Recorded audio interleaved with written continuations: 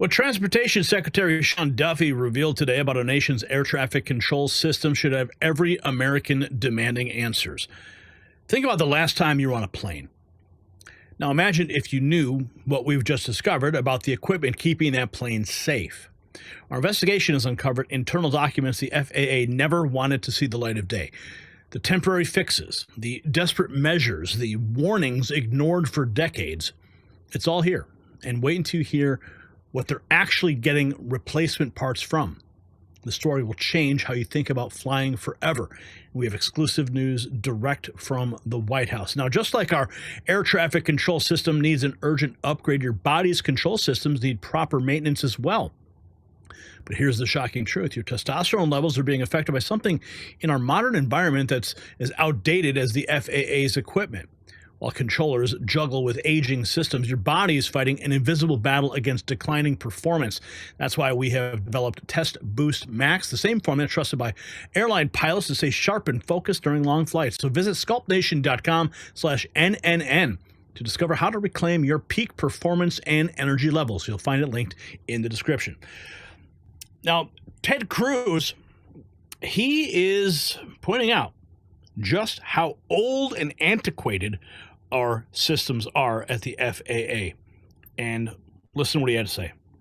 System, our air traffic control system is so old and antiquated. It is literally 1950s technology. They use radars, they use little slips of paper, and they use floppy disks. I guarantee you, everyone under 30 watching this show doesn't know what a floppy disk is because they didn't exist. Are you serious? They use a floppy disk? You're kidding me, right? I'm not kidding. There's no way. I am not kidding. Was it the bigger ones, the computers 5-inch that we use for air traffic ones? control? I don't know if they're the 5. That's actually a good question, whether the 5-inch or 3-inch, but it's floppy disk. The computers are the equivalent of a Commodore 64. Oh, my They goodness. actually, so I talked with Sean Duffy, the Transportation Secretary, today.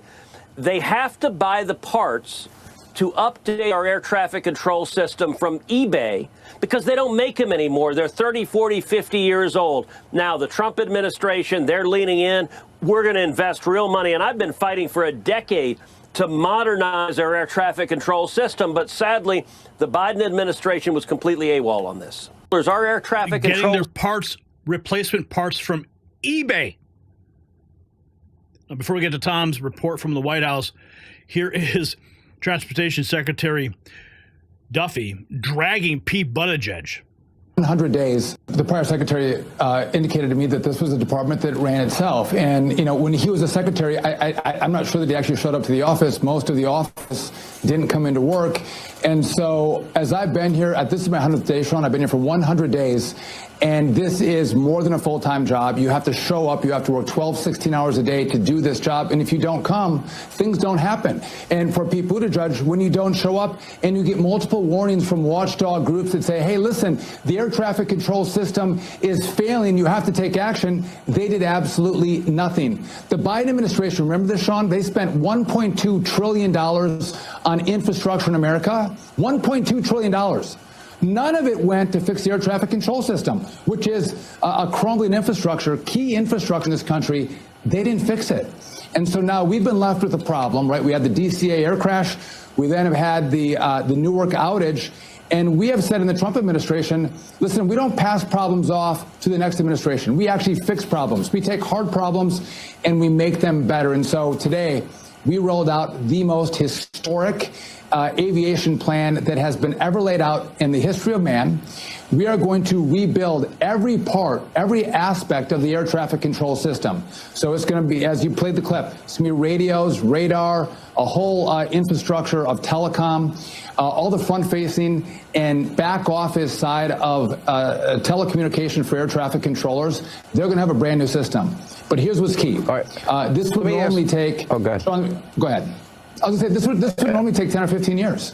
We can do this, Sean, in 3 or 4 years, fix this system, but we need Congress to give us all the money up front, and then we need them to waive a lot of the requirements for permitting. If they do that for us, we can actually build this really quick and make sure our skies are still the safest in the world.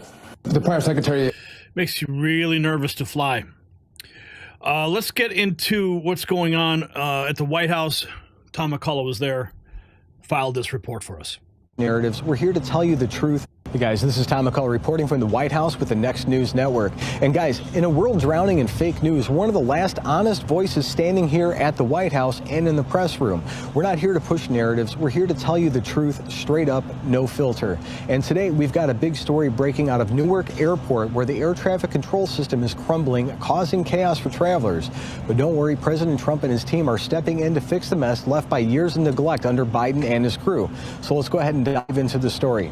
So for weeks now, Liberty International Airport in Newark, New Jersey has been a nightmare. Flights delayed, canceled, passengers stranded, all because of an air traffic control system that's falling apart. We're talking about technology that's 50 years old, barely holding together, and a staffing crisis that's been ignored for too long.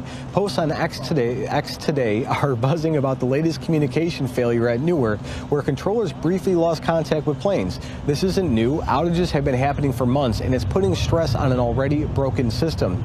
Transportation Secretary Sean Duffy isn't sitting on his hands like the last administration. He's been out front calling out the failures of the Biden and Pete Buttigieg, who've spent more time renaming things than fixing real problems. Duffy's got a plan to rebuild the air traffic control system from the ground up, and he's not afraid to tell it how it is. And I've got a clip here where Duffy breaks down just how old the system is and why it's got to change. Let's go ahead and check this out. Watch this. What can you tell us about this latest incident, and why does this keep happening? So I'll tell you, listen, the system is old, right? This is a system that's 25 at best, sometimes 50 years old. The Congress and the country haven't paid attention to it, right? They expect it to work. And so now I think the lights are blinking, the sirens are turning, and they're saying, listen, we have to fix this, because what you see in Newark is going to happen in other places across the country. It has to be fixed. And so what we're having is some telecom issues, but we're also having some glitches in our software. As the information comes in, it's overloading some of our lines and the system goes down. So I'll just tell you specifically in Newark, we believe we're going to have it up and running in short order. We're going to be able to fix that glitch, and we feel a little more comfortable about our primary line that gets the data in on radar, and our redundant line is up and working as well. The systems were developed when Elvis was a star. Rolling Stones were a star. Goodness. When Duran was making music, I mean, we go back to the 60s and 70s, we laid out a lot of the infrastructure. It looks like it was from, remember the movie War Games or Apollo 13? It looks like equipment from the movie sets for those movies. It looks like we got the infrastructure from the Smithsonian, but it's not. It's the equipment that we use in American air traffic control towers. So you heard that right. Some of his equipment is half a century old. And it gets worse. The FAA is so desperate to keep things running that they're scouring the internet for spare parts. Duffy laid it out plain and simple in another statement today, explaining how they're forced to hunt for pieces on eBay, of all places, just to keep the planes in the air. He also made it clear that safety isn't the issue right now. There are backup systems in place, but this old network is on its last legs. Let's take a look at what he said. Check this out. I'm concerned about the whole airspace, right? The equipment that we use, much of it we can't buy parts for new. We have to go on eBay and buy parts if one part goes down. You're dealing with really old equipment. We're dealing with copper wires, not fiber, not high-speed fiber. And so this is concerning. Is it safe? Yes, we have redundancies, multiple redundancies in place to keep you safe when you fly. But we should also recognize we're seeing stress on an old network, and it's time to fix it. Bottom line, is it safe to fly in the United States right now? We are the safest airspace. For sure, and traveling by air is way safer than any other mode of transportation, which is why I take it, my family takes it. But again, that doesn't mean you don't look over the horizon and say, hey, if there is a major outage, could that be a risk to life? Of course it could be, which is why we fix it. So now let's talk about the fake news machine for a second. The liberal media wants you to believe that Trump's Department of Government Efficiency, or DOGE, cuts are to blame for this mess. They're saying the FAA is understaffed because of layoffs, but that's a lie. And Duffy's not letting them get away with it. He set the record straight today, pointing out that no air traffic controllers were cut. In fact, they've hired more under Trump's watch. So let's watch him shut down the fake news narrative. Let's go ahead and check this out. In the safety mission of the FAA, like air traffic controllers, no one was cut. We actually have staffed up. We've hired more air traffic controllers during this time. There were probationary workers that were let go. Those are employees who were there less than a year, and again, we excluded the safety positions. Most of them have come back. So again, to say the FAA has 46,000 employees, and if you lost 350, is this affecting our safety mission? There's a lot of things the FAA does, but for us, safety is key. So no, we've retained all those safety positions. So you guys, that's what real leadership looks like, calling out the nonsense and getting it to work. It's not just Duffy who's stepping up. United Airlines CEO Scott Kirby, who's been very vocal about the chaos in Newark, is praising the Trump administration for how they're handling this crisis. Kirby said today that Duffy is doing a stellar job navigating the DOGE process while keeping the FAA's safety and operational team strong. Let's hear what Kirby had to say about Duffy's leadership. Go ahead and check this out. We'll roll the clip. I think Secretary Duffy probably is the leading gold star for how to manage through the DOGE process, which is they called it caution tape around all the safety, controller, all the critical functions.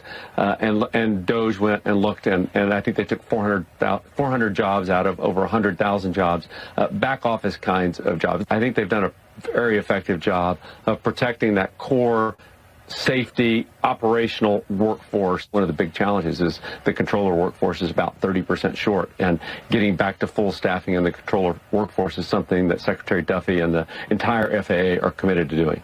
Over the last 4 years, the last administration, they knew this was a problem. And by the way, during COVID, when people weren't flying, that was a perfect time to fix these problems. But again, they got $1.2 trillion for infrastructure, and virtually none of it went to fix the biggest American infrastructure problem that we have, which is our air traffic control system.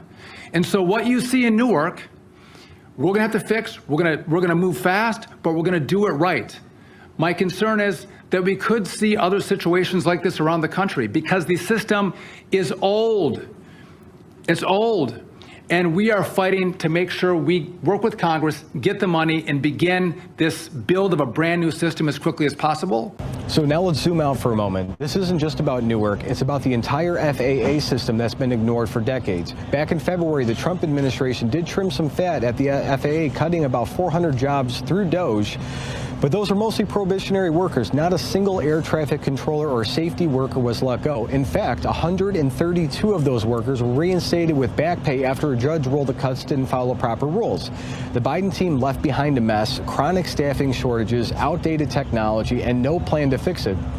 A 2024 government report found over half of the FAA systems are unsustainable, and controllers here at Newark have been dealing with glitchy radar screens for years.